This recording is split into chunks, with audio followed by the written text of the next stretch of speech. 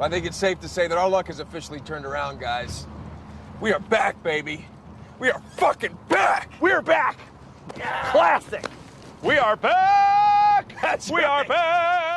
Welcome back to Banging the Can, the Houston sports show that does not apologize for championship rings and tings, presented by Bolen Media, with new episodes dropping every Monday and Friday. I am Ross Bolen, and holy shit, the Houston Texans finally beat the Ravens on the road in Baltimore for the first time in franchise history. And the Texans didn't just beat the Ravens.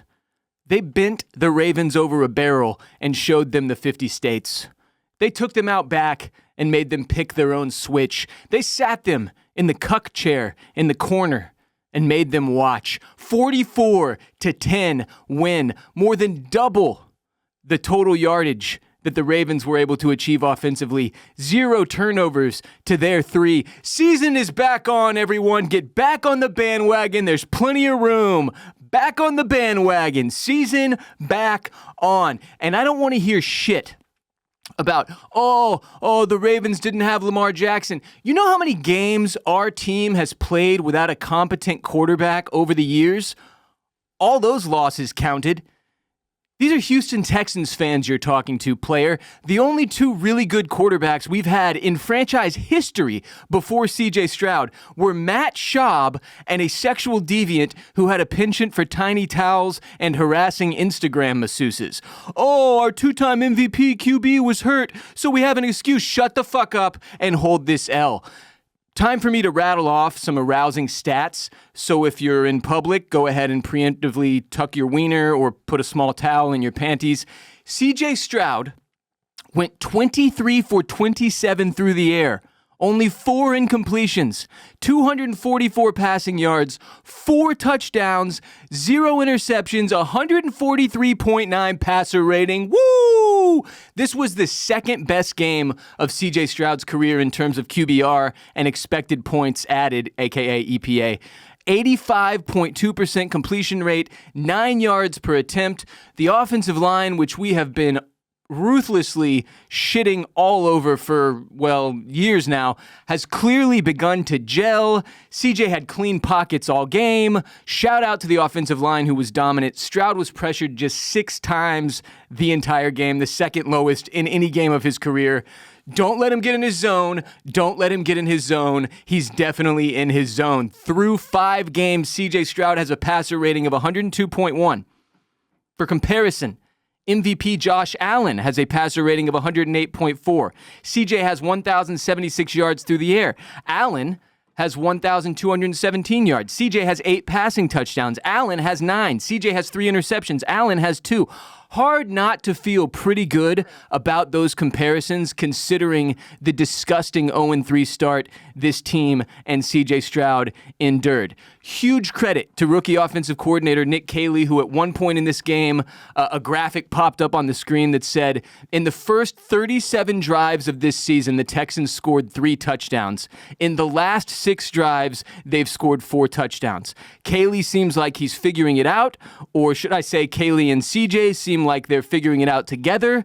The play calling in this game offensively was logical. You could feel the rhythm. It felt professional and thought out. Finally, and no, this is not the same Ravens defense teams have come to fear in this era of NFL football. In fact, it looked like they might suck balls, but this is a road game in Baltimore, on the road, belt to ass. Here is a list of things the Baltimore Ravens defense allowed. First and second career touchdowns for Xavier Hutchinson. First career touchdown for Jalen Knoll. CJ Stroud season high in passing yards. CJ Stroud career-long rush at 30 yards. Kirk's season receiving high of 64 yards. Dalton Schultz season receiving high of 60 yards. Nico Collins touchdown. Nick Chubb touchdown. And 40 total points. We've got Jalen Knoll doing the dirty bird in Baltimore after scoring a touchdown. This is what happens when you embarrass us in front of Beyonce on Christmas. Never again. Never again. Huge credit to first-year offensive line coach Cole Popovich as well. Nick Kade, Cole Popovich, you're really doing it, boys. You're really doing it, and we love to see it. On the defensive side of the ball, since DeMeco Ryans gave up defensive play calling duties to Matt Burke, the Texans are 2-0 and have outscored opponents 70-10. The Texans have a plus 48 point differential this season, despite being a 2-3 team. We are allowing 5 points per game with Matt Burke handling defensive play calling. And yeah, it's a small sample size, but this doesn't make it any less impressive. This Texans defense is incredibly legit.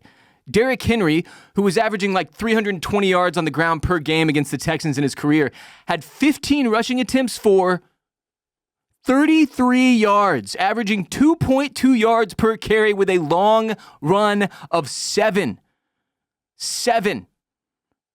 This defense hit Ravens ball carriers behind the line of scrimmage on 68.4% of their carries. That, by my math, is more than half. So the Texans enter their bye week at 2-3 with losses to the 3-2 Rams, the 4-1 Buccaneers, and the 3-1 Jaguars. They've beaten the 2 teams they were supposed to beat, the lowly Titans and the injury-ravaged Ravens, and lost 3 close games against good teams before their new offense was really clicking. And it's really, really hard to feel bad about where the Texans are at. Season is back on. Now the boys can go into the bye week, get some rest, get even healthier, feel the momentum, feel the flow, let it build, and they'll be back week 7 with a huge Monday Night Football game against the Seattle Seahawks, who are currently 3-2. Big stretch of challenges after the bye week. Seahawks on the road, 49ers at home, Broncos at home, Jags at home. Need to go at least 2-2 in those 4 games, but that stretch of the schedule is going to tell us a lot about this team and where we are really at. All of those 4 teams I just named that we will be playing in the 4 weeks after the bye have winning records as I speak, okay? But at least we can feel good about where we are at now. The Texans have given themselves a chance to turn the season around. They look like a completely different team than they did the first 3 weeks of the season. That's all we wanted to accomplish in these 2 weeks versus the Titans and the Ravens, considering once we saw the injury to Lamar Jackson and the literally 9 other important guys on the Ravens roster, it seemed like that Baltimore game might actually be an opportunity for a win, which clearly it was a blowout win. This is huge. Huge. And I don't want to hear anything from fans who are like, oh, y'all gave up on the season when we were 0-3. I don't think anybody gave up on the season, but we needed to see a lot change in a short window in order to reestablish hope for this fan base. And as we have said time and time again over the past, I guess season and a half, the expectations for this franchise can no longer be to win the AFC South or even win a wild card playoff game, because we've done that before. We want to see elevation. We want to see new heights. We want to see new challenges. We want to make an AFC championship game at some point, preferably in this era with DeMeco Ryans, a fan favorite former Texans linebacker, as head coach, and CJ Stroud, this kid we grabbed at the top of the board in the NFL draft, and Will Anderson Jr. on the other side of the ball that we got with the 3rd pick, I think. We need to see elevation. We want to see new stuff. We want to see the bar get raised. And in order to do that, you're going to have to go out and perform like they did on Sunday in Baltimore against the Ravens. You got to beat teams that are down. Kick them while they're down. This is professional sports. Kick them while they're down. You have to sometimes. And they did that on Sunday, and it was extremely impressive. They looked fired up. They had the energy. They had the vibe that you want to see your team carry into an important road game like that with technically the season on the line. Going into the bye at 1-4 would have sucked. It would have been terrible.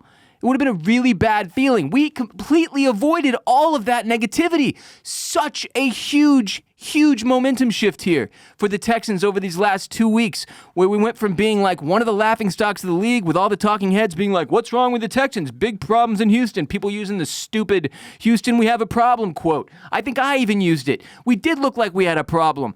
But with some hindsight now, yeah, maybe it was a good idea to give rookie offensive coordinator Nick Caley a little bit more rope, a little bit more slack.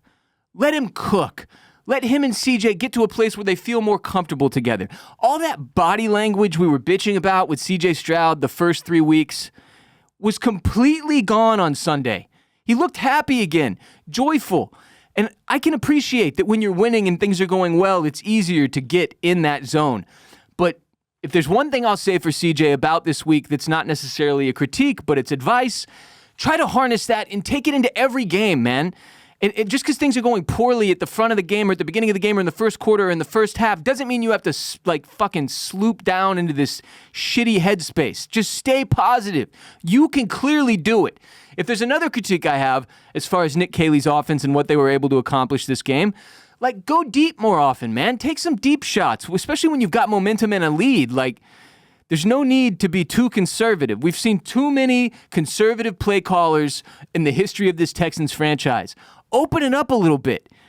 I mean, they've got offensive weapons. They've got the guys. And CJ has the arm talent and the foot speed, apparently. If you run deep routes, it opens up the field more. He can, scramble out of the pocket and break off a 10 to 30-yard run or whatever. That's the only thing I still want to see more of. Attack these weak-ass corners that cannot guard Nico Collins. Do it. Go deep, man. They've got the guys. Do it. So a little bit more aggressive would be nice, but I realize you have to establish some confidence in your scheme before you get to that place. Holy God, it felt so good to see the offensive line dominate the way that they did. I think, what did I say, 6 pressures the whole game for CJ? When this kid can get comfortable in the pocket and read the field and go through his progressions without being assaulted, he is extremely dangerous. He has proven over the course of 2 full NFL seasons and now 5 games that if you can keep him safe in the pocket and give him room to operate, space and time to do his thing, he will do his thing.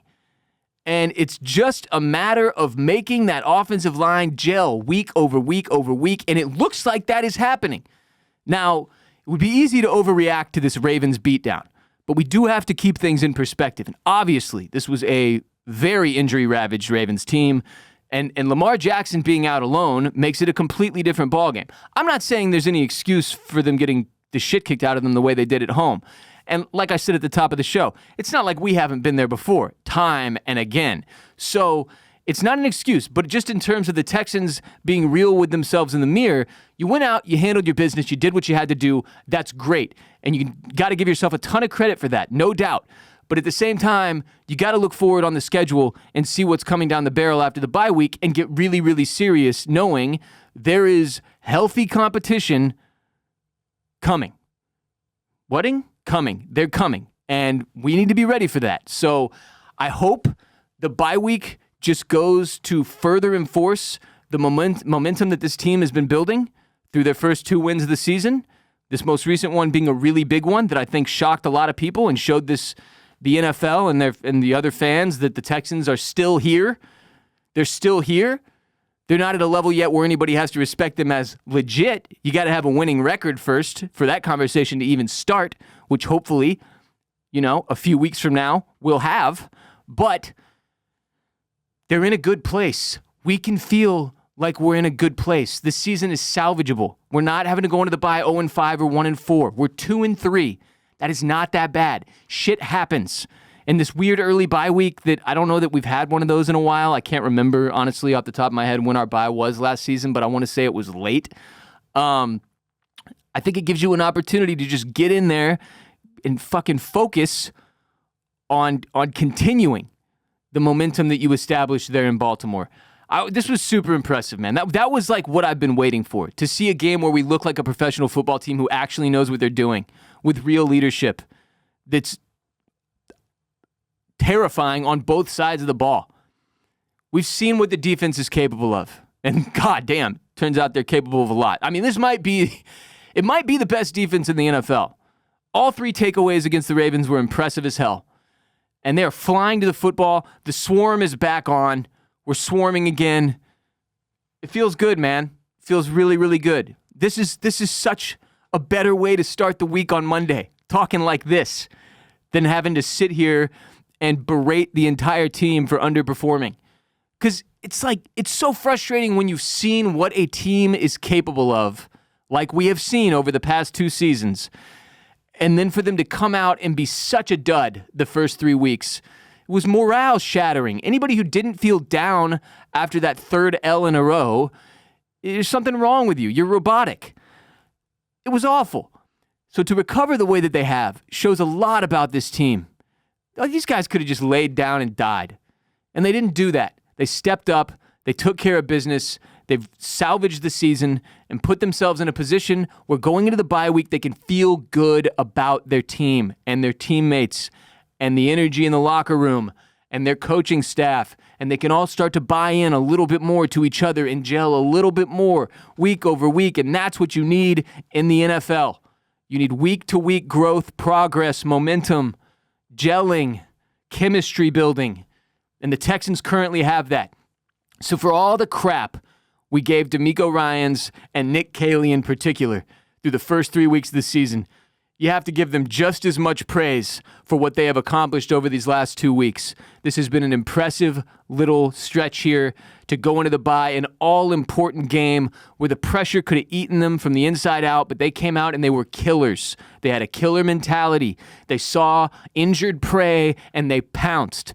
They didn't just dick around with it, pussyfooting around. They didn't do any of that. They came out and they were killers. They did what they had to do. Massive congratulations to everybody in the Texans front office and all of the players, obviously.